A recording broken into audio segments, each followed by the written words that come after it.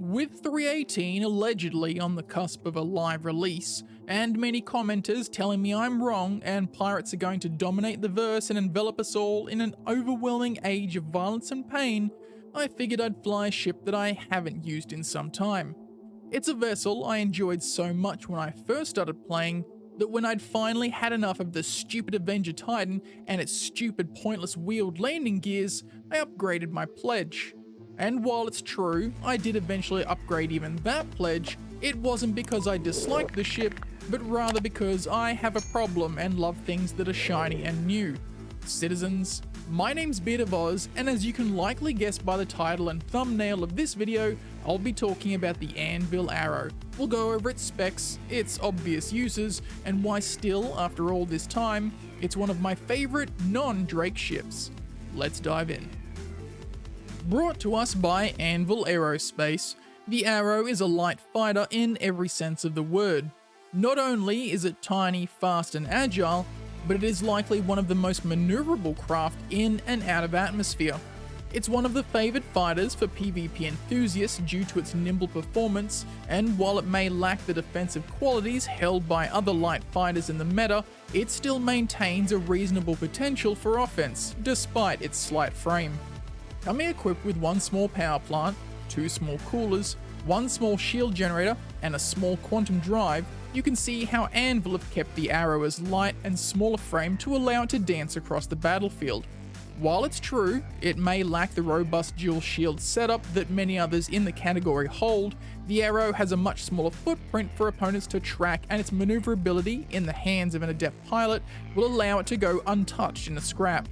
Should the shield be hit and depleted, a fast power supply will allow it to quickly regenerate back to 100%.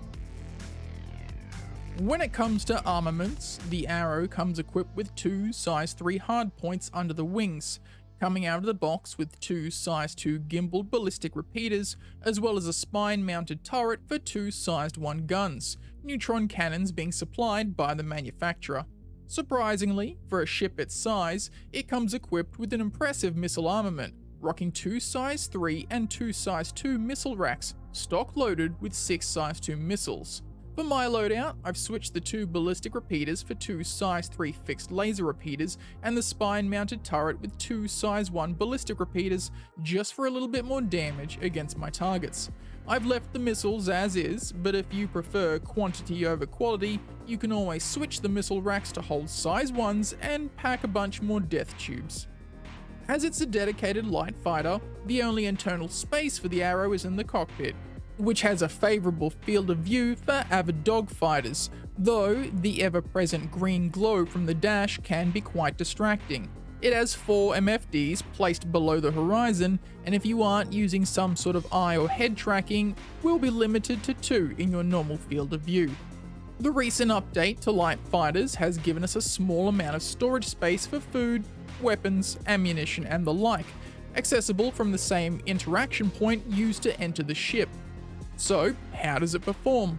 In the hands of a skilled combat pilot, the Arrow seems near untouchable in a fight, and it needs to be because the single shield and small hull HP pool make it for a tinfoil target.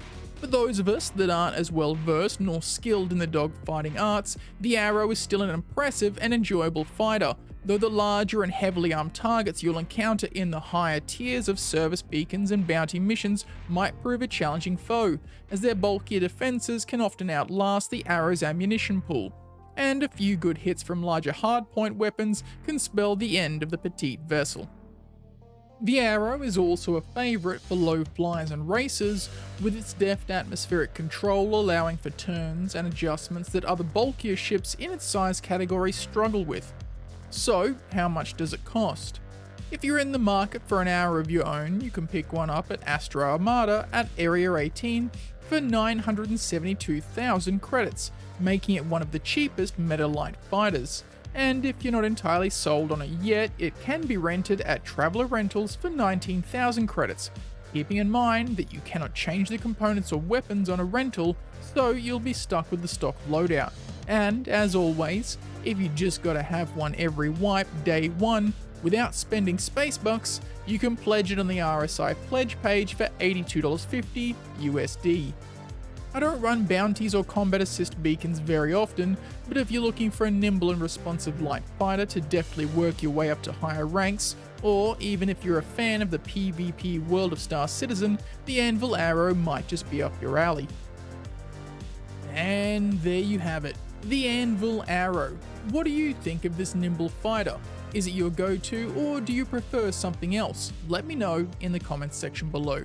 If you enjoyed this video or learnt something new, go ahead and hit that like button. We've just hit the 6k subscriber mark, and for that I'm so thankful. And if you aren't yet one of those 6,000, consider joining the ranks and hitting the subscribe button as well. As always, citizens, stay safe in the verse, and I'll catch you all next time.